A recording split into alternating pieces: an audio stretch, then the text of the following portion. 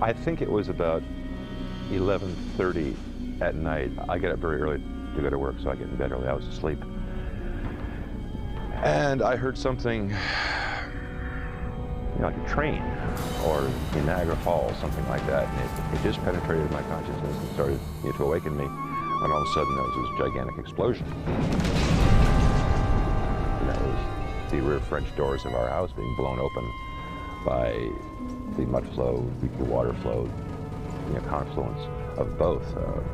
I came down the stairs, and when I hit the floor, I was up to my knees in this disgusting, muddy, dense water. I came to the front of the house, and he was able to force open the French doors in the front, opening a flow so the water could come in the rear and out the front. So it was probably 8 to 10 miles an hour going through the house. Which you must have been a hell of a sight from down below. I didn't see it, but I saw from the top was the water coming through the house and actually cascading over the deck. The shock was there was a community here, which we knew of. I believe there's 10 homes that were buried, and it was just what happened to this neighborhood. Gone. The slide came down, hit the bank, and all the trees and rocks actually flew and landed in this whole area here. And this is Love Creek, and about where the telephone pole is, the debris was gathered up at least 20 feet of rocks and logs, and that's way up to that height. It was at that height right up here where the road takes the upgrade. That was the height of this whole thing. So we had to get over all these rocks to get up to where we had victims and homes that came down through the slide. I wasn't really nervous about anything happening that night necessarily, but Cindy, the lady who lived in this house, was nervous, and actually that night she slept in the living room close to the exit of the house because she was afraid something was going to happen, and had asked Paul to sleep in the living room with her because she felt that something bad was going to happen, and sure enough, she was right. I was aware of debris flows, the possibility of them happening, but you never think anything's ever going to happen to you or to someone that you know directly. Like something like this here, I mean, there was a small draw here that in '82 had a little slide, but nothing, just a little bit of mud came down the hill. Never thought that the whole mountain, the portion of the hillside was going to come through and wipe out your friend's house. Cindy, she's not really sure how she got out. She got thrown clear of the house somehow, and it looks like it went through a rock tumbler is what it looks like. Everything's just kind of mixed up and in a pile. Where's the guy going to be that's gone through that? You just start moving stuff and calling out his name, hoping that you'll hear him say something, and hoping you don't find him underneath something. You're hoping, the whole time when I was moving stuff, I was hoping that he wasn't going to be there. Just don't be under what I'm lifting up right now. And luckily he wasn't, but unfortunately it didn't matter. The damage was done to him. The San Francisco Bay Area actually is an ideal habitat for landslides, both shallow and deep. We have a combination of steep slopes, weak rocks, and very intense winter rainstorms. There are two different kinds of landslides in the Bay Area: debris flows and deep-seated slides. The debris flows are relatively small, they're shallow. They occur during periods of heavy rainfall, but they can occur quite suddenly and move very rapidly. And this rapid movement makes them very dangerous. They can not only destroy property, they can actually kill people. The deep-seated landslides, on the other hand, are larger, deeper, and tend to occur more slowly and gradually and move more slowly. So they're much less dangerous to life and limb, but they can still cause an enormous amount of property damage.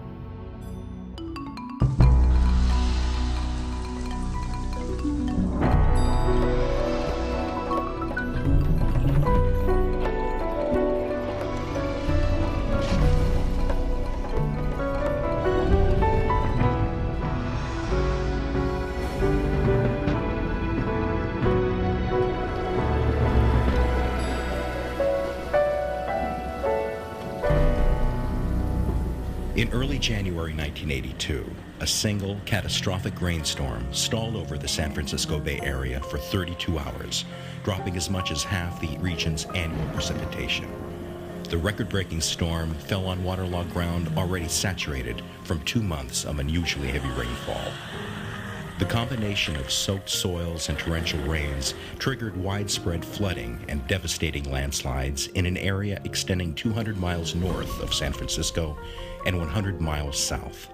In all, 6,300 homes, 1,500 businesses, and tens of kilometers of roads, bridges, and utility lines were damaged by the 82 storm. Mountain dwellers were cut off from outside help for more than a week. At the height of the deluge, more than 4,000 sought refuge in 45 Red Cross evacuation centers. Storm damages were estimated at $300 million. Ironically, the most deadly hazard of the storm had not been considered a regional danger prior to January of '82. Of the 33 deaths attributed to the '82 storm, 25 were caused by debris flows.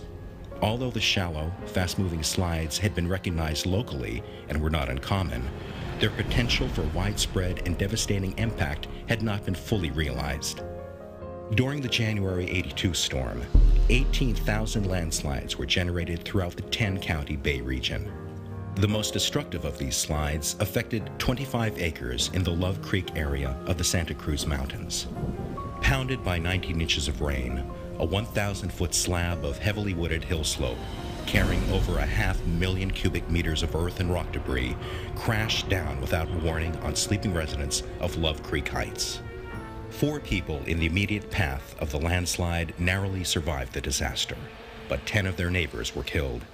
Search parties recovered 6 of the bodies, but 4, including those of 2 young boys, 7 and 5, have never been found and are presumed buried in the toe of the slide.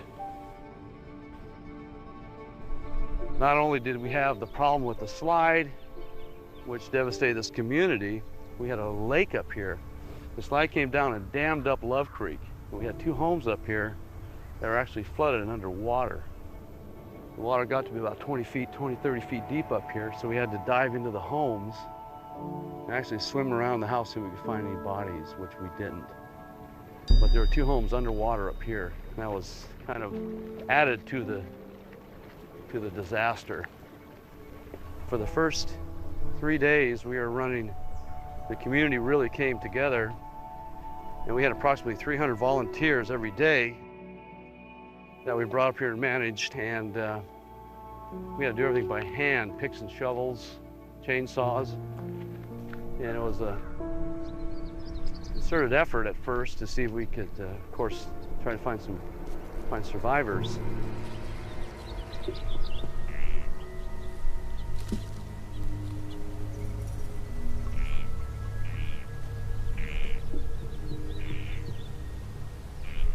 Karen Wallingford, he was right back here, right in that area.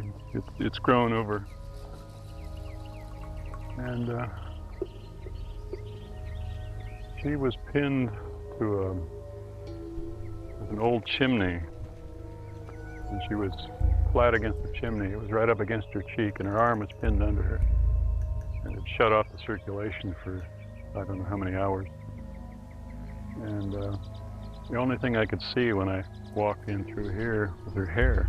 She had lots of hair.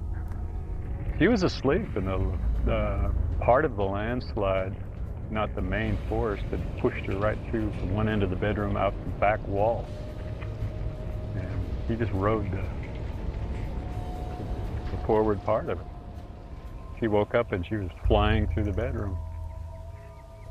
And she came to rest against an old chimney.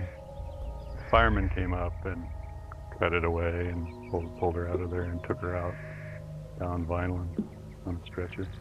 And that's how her mother actually saw if she was all right, saw her on the news on the East Coast. Her mother lives in Massachusetts. And so she saw her daughter coming out on TV. The landslide, as you can see, it's the area to the left, the bigger one. It was all that area, which is now grown over quite a bit. Down below it in the heavier wooded areas where most of the houses were. And at the time it seemed like the whole hill had come down, mountain hill.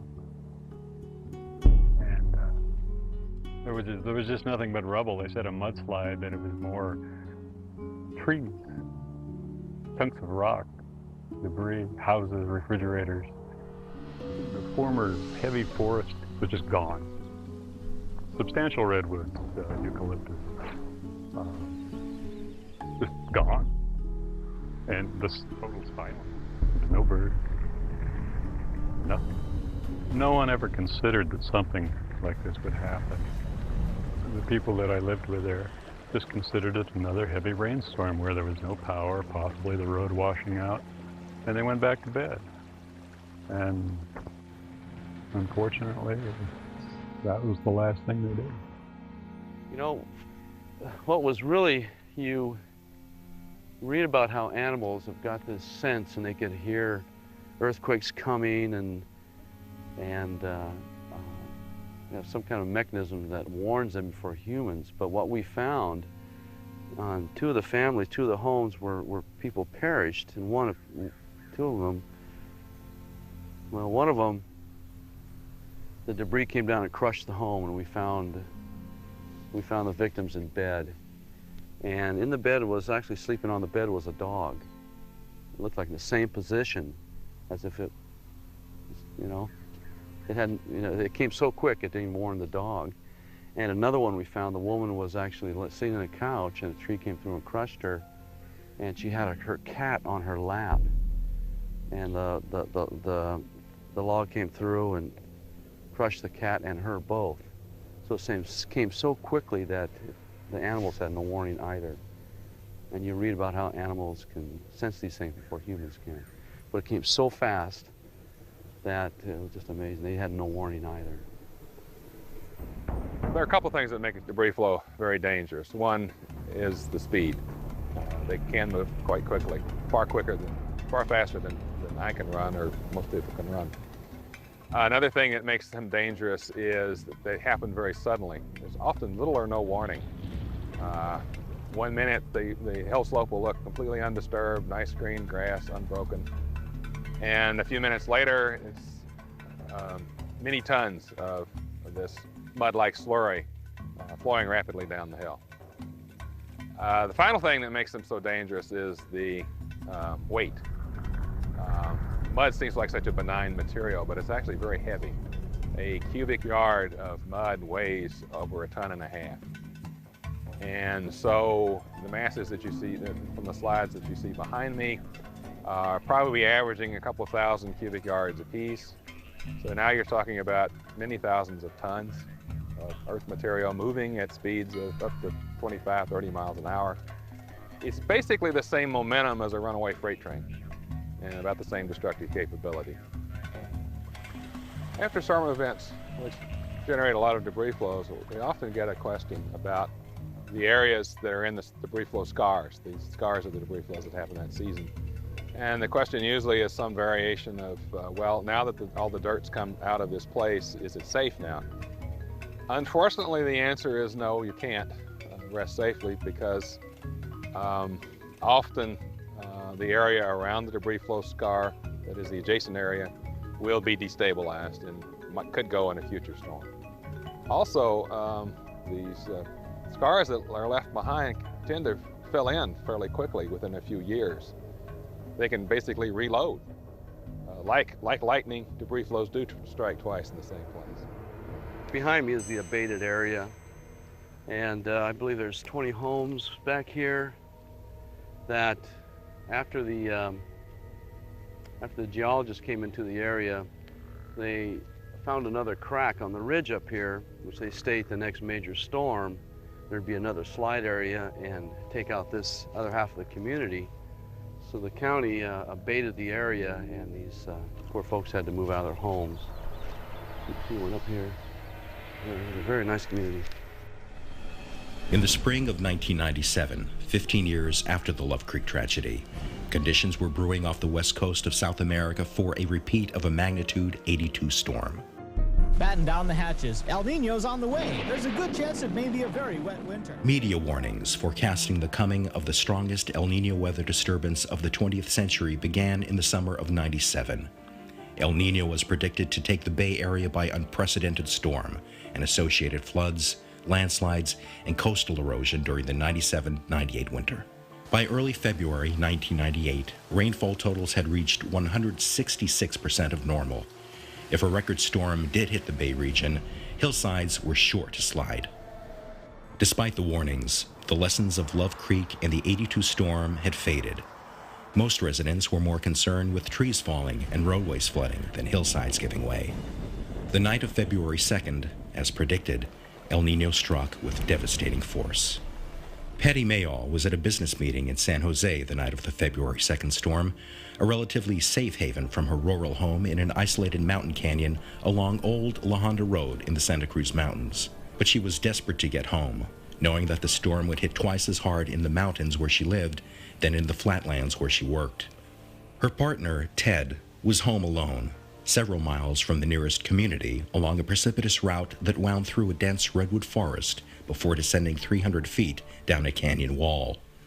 Patty drove north along Highway 280 through driving wind and rain, only to be turned away by a torrent of water running down Highway 84 as she attempted to reach Skyline Drive. I was trying to get home, and it was kind of crazy. I don't think you should be on a road when it's like that, but I just wanted to get home. But to see all that water and to know that it was probably even worse here and not to be able to get here, it was just a terrible situation, and to be so close to home but not be able to get home.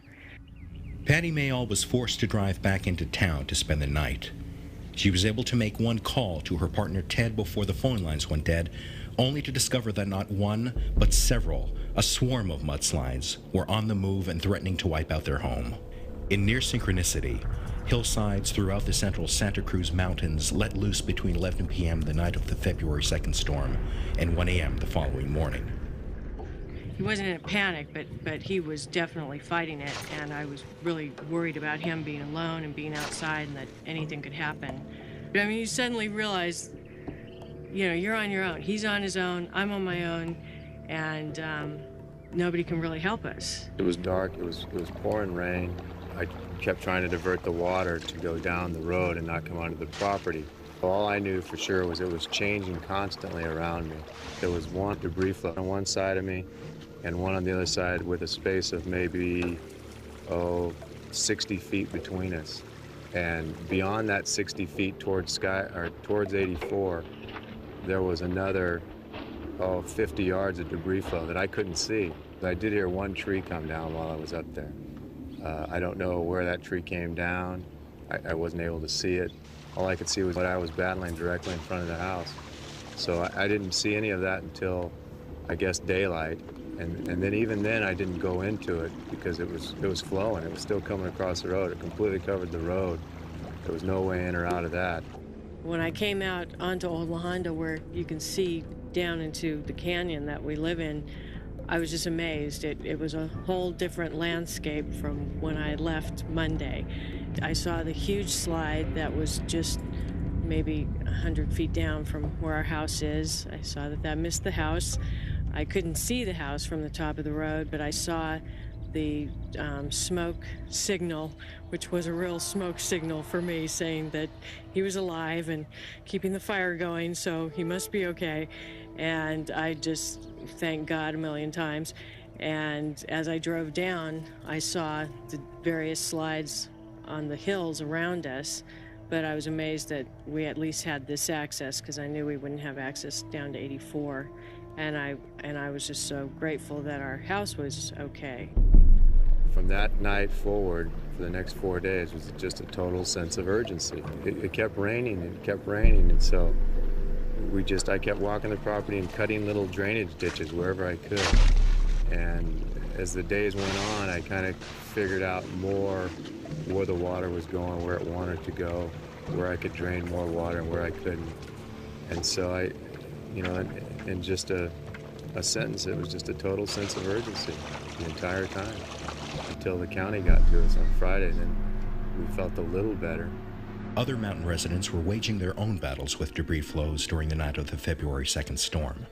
In the Dearborn Park neighborhood, 5 miles from the drowned coastal town of Pescadero, a torrent of mud and debris crashed through the rear French doors of Craig and Robin Powell's home. Their entire first floor was mired in the woody ooze, and a large portion of their possessions, computers, furniture, office files, were carried away with the debris-laden flow. Ironically, the storm waters of '82, which triggered the Love Creek slide, flooded the Powell's former residence in Redwood City. We started to grab things that were floating out, throwing them up on high surfaces, so we would reduce our losses somewhat. Did that for probably an hour, doing the best we could to save as much as we could. And Robin at that point was getting quite anxious about being in the house. The storm was very, very violent. Trees were coming down everywhere. We had 2 girls who were asleep in the 2nd floor. And I think Robin started to worry about their safety. So about 2:30 in the morning, the water flow had gone down quite a bit. So we got the girls up and out, and we hiked down to some friends in Lower Dearborn to spend the rest of the night there. I didn't get back up here until, it must have been 5:30 or 6 o'clock. The next morning, the water was still coming through our house, but the mud had settled into a very solid 10-inch mass of redwood trees and dirt and rock. Shoveling it out was a very strange experience, because you're shoveling limbs out of your house. At the Krause Ranch, just outside the eclectic artist haven of La Honda, a 200-foot slide scraped between the Krause's house and barn, engulfing their deck post and slightly damaging the barn. The slide wiped out all the Krause's water lines and pushed their truck and horse trailer 60 feet from where the vehicles had been parked at the base of the failed slope. The stability of the hill adjacent to the slide directly behind their home remains in question. As fortunate as the Krauses were not to have suffered more immediate damage, David and Marianne Connor's escape from a raging debris flow laden with mature redwood trees was nothing less than a miracle. It was mainly like a typical winter day with the heavy rain, which we've had over the years, and it wasn't anything particularly that we were worried about, other than you're always worried about slides, but it was something that was in the back of our mind, but never thinking it was going to happen. But I always thought of the trees falling, not a mudslide actually coming down. Well, I think we did. I mean, I did, especially what was a few years ago at Santa Cruz, the Love Creek, is that what they called it? When that whole hillside slid. So it was in the back of my mind that it's a possibility that after being here as long as we've had, as long as we've been here, and not having something like this happen, you feel a little safer. We had a little generator going in the garage here for some electricity in the house, and we had walked out to shut that generator off, and all within that same period of time, we started hearing a rumble. I heard a rumble and a roar over the little generator. Marianne. I heard like a clap of thunder, or a big explosion is what I heard, a real loud noise. I guess in the back of my mind I was thinking if we should have to run, a safe place maybe be those trees down there, and you couldn't miss that the mountainside was coming, so I just said, let's run, and we ran down the driveway here about 30 yards and got behind those trees, and within 5 seconds of getting behind the trees, the whole thing, just like 100 locomotives coming down at us, hit the trees, and limbs were going over our heads, and we couldn't see because it was dark, and the noise over here, the whole thing was just a tremendous noise. I just had time to think and listen to the sound, and I said to myself, we're either going to be here when this is over, or the next thing I could feel would be mud and debris falling over us, and off we went into the creek. And then it was like it all stopped. It was like dead silence, except for the creek, which was running quite heavily, and the rain was still coming down. Our guess is that a lot of these trees that piled in here perpendicular to the road or parallel to the road shot some of this mud off to this direction, and then that saved us. It just wasn't our time to go. Luckily. Yeah. So we're still here. Tell the story, I guess. Yeah. It was quite a night. And these guys were spoiled and in the house, so. And he's been eating well. So they all made it. Yeah, we have one other cat. Yeah, you made it. Debris flows are most likely occur during heavy rainstorms, either during the storm itself or within a few hours after the storm. That's because it takes a lot of water in the soil to trigger one of these debris flows. The process by which rainfall triggers landslides is actually fairly simple. It's a matter of how fast the water goes into the ground from the rainfall versus how fast the water can drain out of the ground by gravitational drainage downslope. The topsoils in the Bay Area soak up water very easily, very nicely. They'll take rainfall amounts of ½ inch an hour or more. However, underlying the topsoil, the bedrock is older, tighter, it is less permeable. It does not soak up water quite so well. And in a light rainfall, none of this is a problem because the water drains out downslope about as fast as the rain is falling in.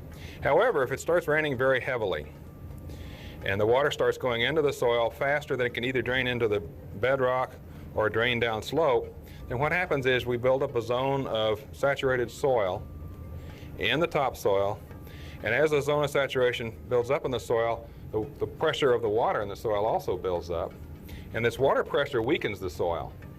Actually will turn it into a mud-like material. Also, it forces the grains of the soil apart so that the force of friction holding it on the hill is lessened. And if the rain falls hard enough, long enough, eventually the soil becomes saturated enough and the pressures will be high enough that will actually trigger a movement of the soil downslope.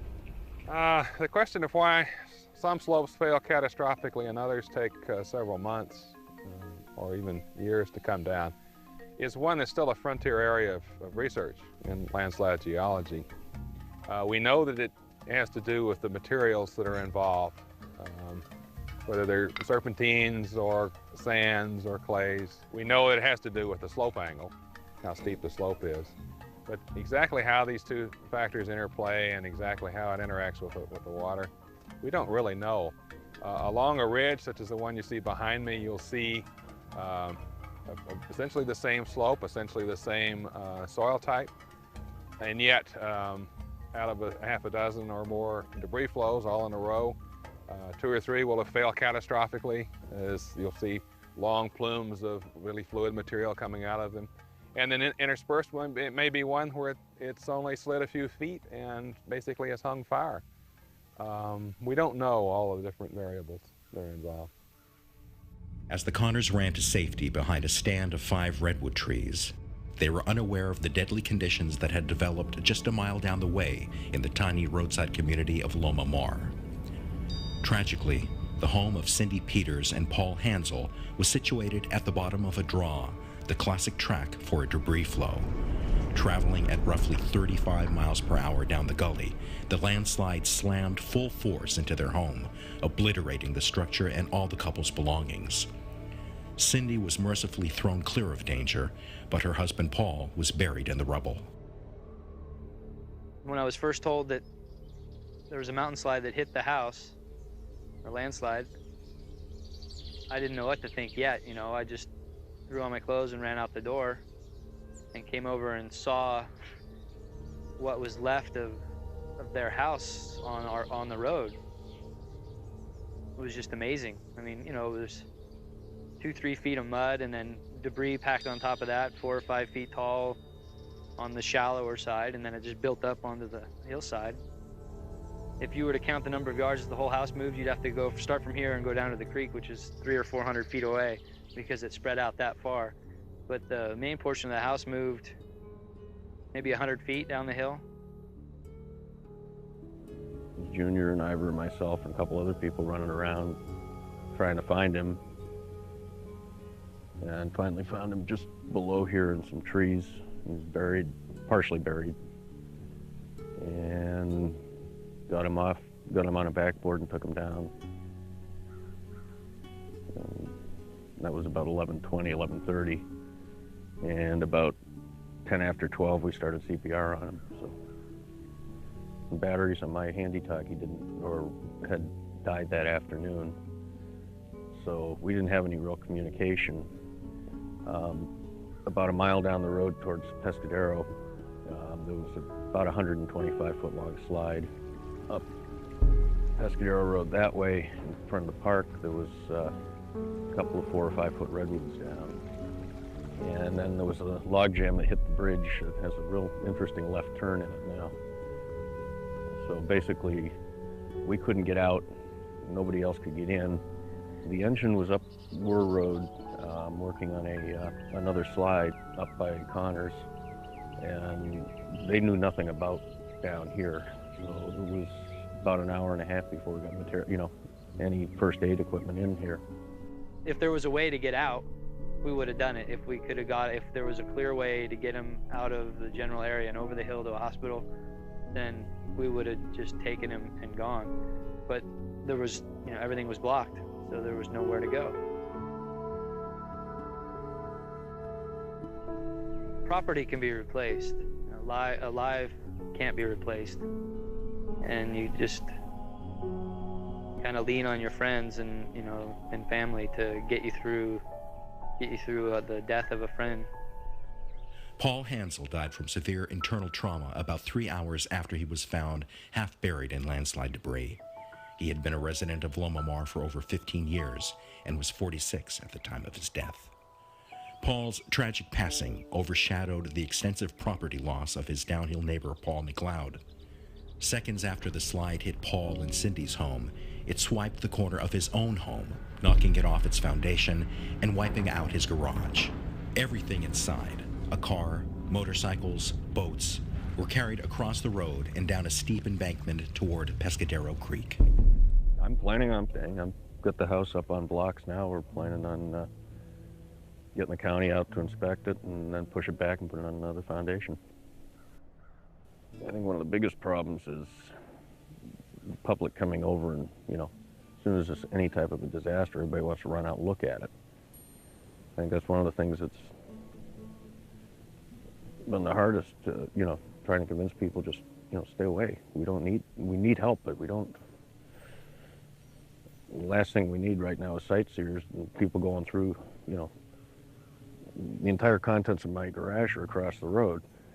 I got people got stopped down there taking out. Somebody took off with fishing poles and all sorts of stuff. And it's like, this is cold, people. Knock it off. Everything's still sliding around here too, because it's so wet.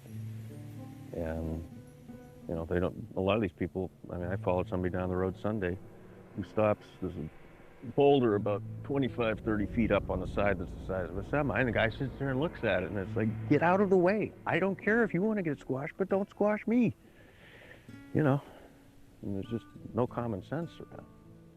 It may be helpful to let people know about debris flow hazards if, similar to flood warnings and whatnot. Maybe if people knew, if they were told on the radio or the television, yes, there's a chance of debris flows during this period of time because of heavy rain. Some people may listen, and there's always going to be people that aren't going to want to leave their houses because that's where they live. If people know ahead of time that they are in a hazardous area, and then there is the warning, then they'll be more likely to leave. But if a person just hears the warning and, they may be aware of a draw, but they'll think nothing of it. Oh, well, this hasn't slid in 30 or 40 years. Well, maybe it's due. So it has to coincide with the warning has to coincide with awareness of the area. People who come into the California, into the San Francisco Bay Area from other regions of the country may never have been exposed to this type of hazard before. And there's a relatively short memory for the people who have lived through these storms here. It's like you have to get used to the idea that there can be earthquakes in the Bay Area. This is just one of the hazards of this region, just like if you move back to Kansas, you'll want to inform yourself about tornadoes and recognize the signs and listen to the weather advisories about tornadoes or hurricanes on the Gulf of Mexico. Every place has its hazards. This happens to be ours. USGS and the National Weather Service for a number of years operated a system to warn the public of impending debris flows during heavy rainfall, heavy storm events. This system operated for a decade, from 1986 to 1995, and was discontinued because of budget cuts and cuts in personnel. We're hoping that some form of such a system can be revived. The short term, the best way to predict debris flows is actually by monitoring the rainfall, because it takes a certain amount of rain to trigger these things. In the early part of the rainfall season, that is in October, November, the soils in the Bay Area are very dry from the summer dry months. So even if we have a very large storm, the rain will be falling on dry ground, the water will soak into the ground. It's very unlikely to trigger any landslides. You, in fact, usually don't get any runoff to speak of. Later in the season, when the hill slope soils have had a chance to wet up, we'll get to a point what we call saturation or antecedent condition, in which the soils have taken up about as much water as they're going to hold. Then once we reach this point of saturation around New Year's in a normal year, then we know that future storms, really intense rainfall, will trigger the landslides that we're concerned about.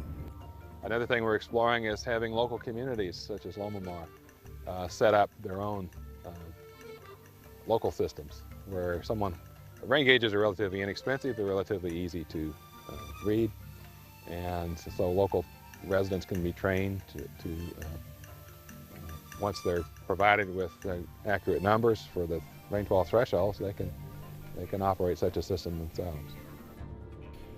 If it rained like it did, in all honesty, call it what you will, but I think I would be staying. I'd be really hard pressed to leave. I feel like if I'm here, I can do something up to the point where you know it's got the house or that you know. I never felt, I felt I could go in the house and just take refuge and I'd be okay. We'd have major property damage, all of the above, but I would be okay. So I think it was more scary being out in it and the dangers you're gonna run into trying to fight it and being around the creeks and the slides. I think that's where your greatest worry is. Some of your friends are telling you get out of there and you don't want to leave. We have animals here. To go somewhere would be no easy thing, and it's part of what you accept when you live out here. And there was a lot of media attention to El Niño's coming, but not a lot of media attention to preparation, especially in certain areas. So a lot of local emergency preparedness work with our local communities has been just around communication and with radios, ham radios, getting people trained. And we need to do a lot more on that level of just keeping communication open. And I think it's difficult to always be completely prepared for these kind of things, but if you live out here, you should have a plan. Just being prepared and being able to do a few things for yourself is an absolute necessity to live out here. I don't think it's for everyone. But we thought we were prepared. In terms of we knew that the slope was not active, it wasn't slipping. We knew the depth of the topsoil, the drainage. You could see the history of the area just by the fact that there was no bare earth anywhere. You know, nothing had slipped or slid. We felt prepared. No fear except for the possibility of trees coming down, and that is, I don't think there's anything to do about that. If, despite my best thoughts and hopes, it ever should occur again, I intend to put a debris wall on the back slope of my house, so I will be able to divert that to the side into a French drain and then off into the creek. If I could live here forever, this is the restaurant at the end of the universe for me. I could live here forever, but I'm not the only one who has to be taken into consideration. I hadn't been able to talk my wife out of selling last year. I will not be able to talk her out of selling this year. We're going to stay on the coast, so we're not going to end up in a flatland environment. But I don't think I would have spent as much time and money having this place inspected if it hadn't been for the requirements of the bank. But next time it's going to be my own requirement. I definitely have to feel confident that there isn't something uphill that is going to come after me. And that's probably irrational. To duplicate the conditions that caused this, of course, are possible, but I don't think likely. But yes, I will be very, very much more careful in site selection for my next home. The U.S. Geological Survey has released to each of the Bay Area counties maps showing where both the debris flow type of landslide are likely to occur, and maps showing where the deeper seated landslides are thought to occur. And these areas combine both slope information, topography, and geologic information, information about the bedrock under the slope. We have almost ideal conditions for generating landslides in much of the Bay Area, particularly the upland parts of San Mateo County, Santa Cruz Mountains in Santa Cruz County, Marin County, and the East Bay Hills. In terms of prevention, preventing debris flows is a little more difficult than preventing landslides, the deeper seated landslides, in that it's a little bit harder to figure out exactly where they're going to happen. But anything you can do to keep the slope well drained will help. Gutters, storm drains, that sort of thing. Some people put plastic up. This is of questionable utility except for small areas. A very practical thing that you can do is, if you have any culverts or ditches or any kind of drainage works on your land, make sure those are clean out at the beginning of the season. So you don't want to have any kind of water impounded on your property. Another thing that can be done is to put in something called a French drain. In Southern California, they've done quite a bit of this kind of drainage. They also put up retaining walls and deflection walls. And deflection walls can be effective so long as that isn't deflecting the flow of the mud away from your property, so long as you're not deflecting it onto your neighbor.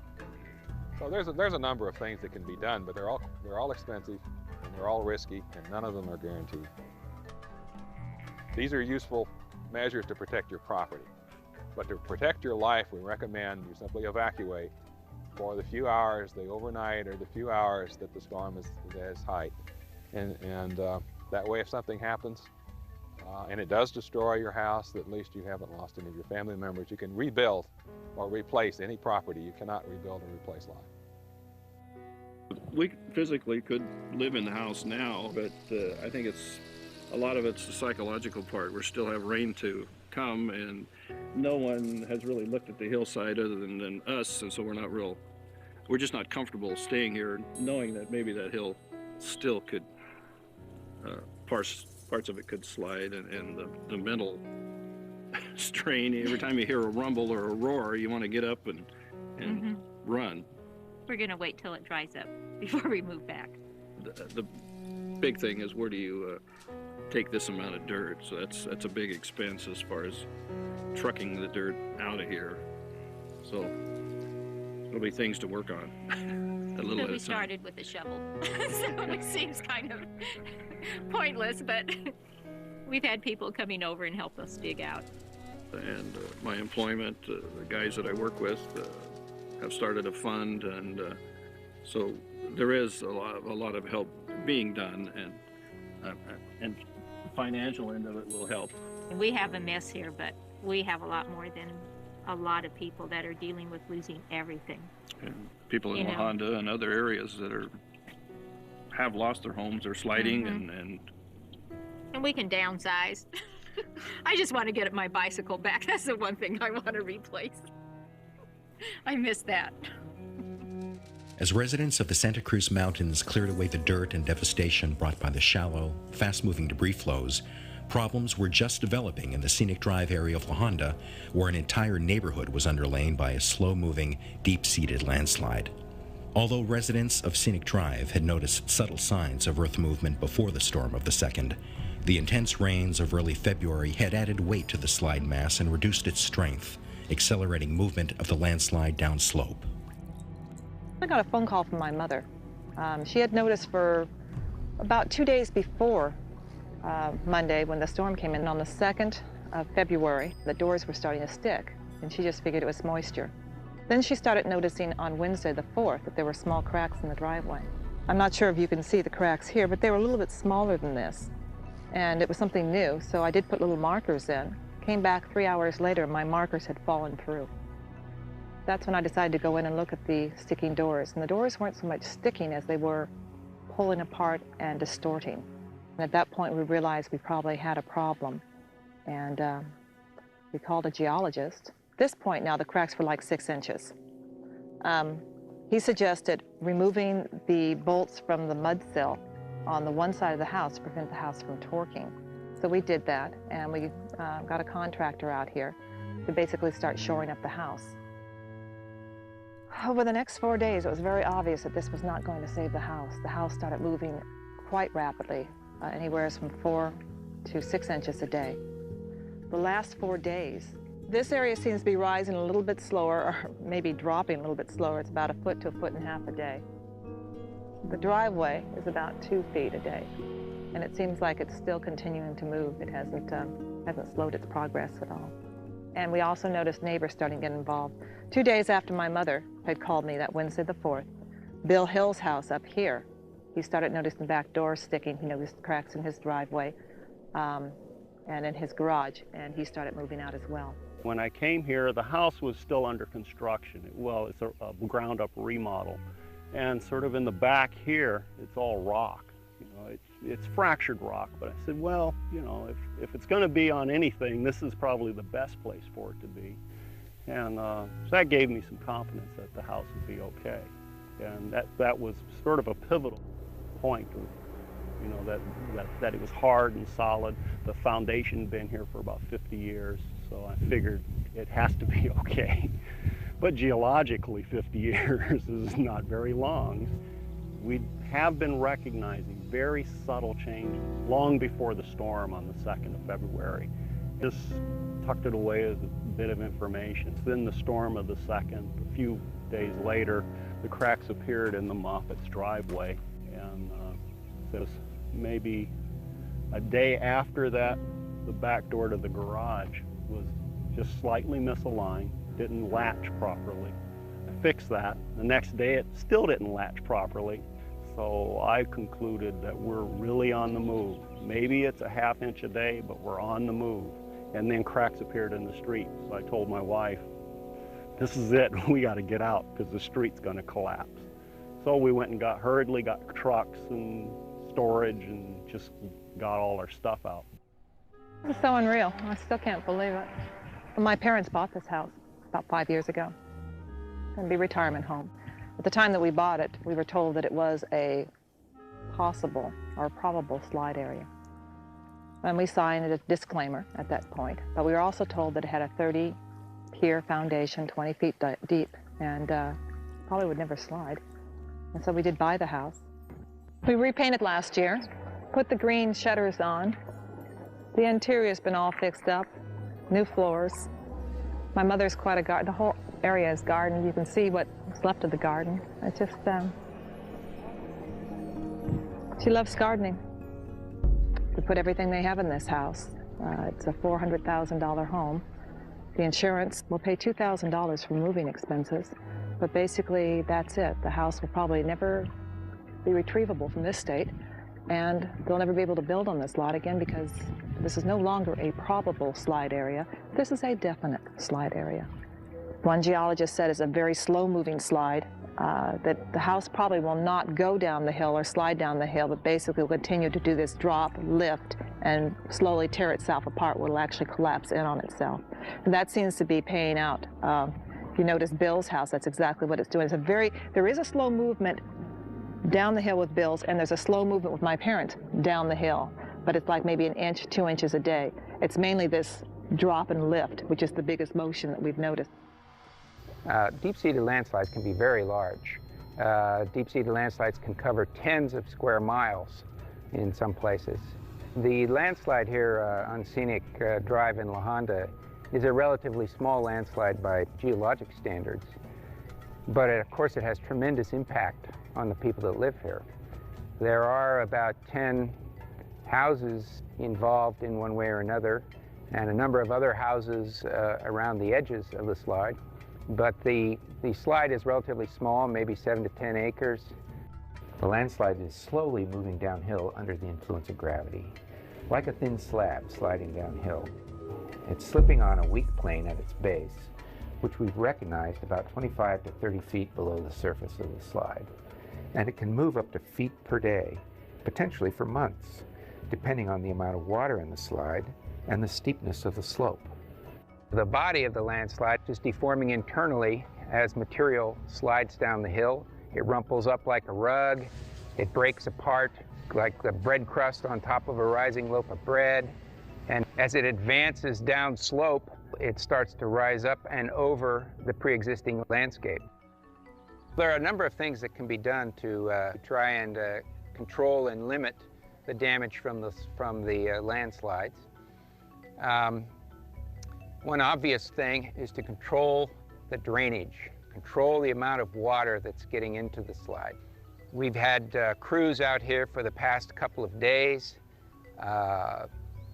digging ditches up on the crown of the slide and lining those ditches with plastic and directing drainage away from the headscarp through pipes down to a collecting area where the water is moved off of the slide. The county has also come in and drilled 3 holes into the slide, about 24 inches in diameter and up 20 to 30 feet deep. Those holes go down into the slide mass and through the slide plane, and they've been filled with perforated pipe and gravel, and pumps have been installed to pump the water out of the slide mass. I've never seen anything like this. There are small slides along the roads almost every winter, but nothing of this size or magnitude. One edge of the slide is just on the other side of our property line, which is 50 to 60 feet from where we're standing. From what I understand about this type of slide, it's relatively slow moving. It's not life-threatening, so we're not concerned about suddenly this whole mass of land letting loose and funneling down the hill. It's sort of a gradual, incremental change that we see. The anxiety is, I guess, where will it stop and when will it stop?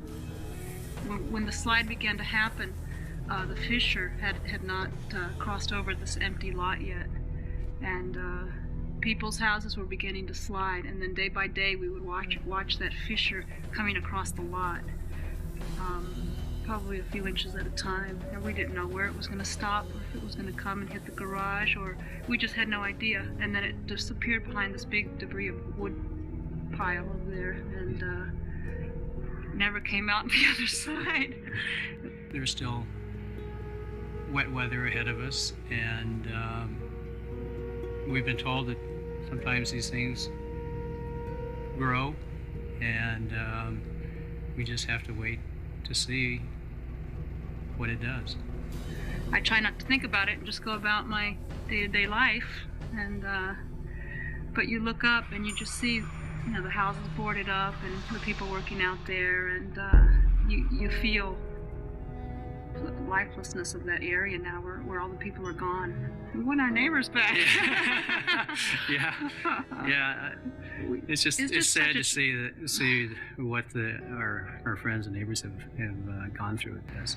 These are devastating losses for homeowners, and they're basically uncovered. And I guess it's somewhat surprising that with the numbers of homes that are susceptible or are being built and have been built in areas that are susceptible to landslides, that there isn't at least an insurance pool that could underwrite such a policy. We have friends. See, I'm relatively recently married, and my wife grew up here in the Bay Area. She has a lot of very close friends in the Bay Area. So we set up housekeeping in a bedroom, living out of a suitcase in their house. And we'll be able to make it. We're very lucky. We got our stuff out. Our animals weren't injured or hurt, or no one was killed. And our problem is a financial one, pretty much. It's just a financial one, and we'll be able to figure that out one way or another. The slide is moving relentlessly A mass like this, once it gets on the move, it takes a whole lot of energy to stop it. This property, my lot, I don't think can be stabilized without stabilizing the entire slide. And I don't know whether collectively, if all the homes are even worth the cost of attempting to stabilize the slide. I guess homeowners have to be aware of where their house is. Uniform code for building has to be robust enough, and so that things like this, so houses won't be built on land that is likely to move.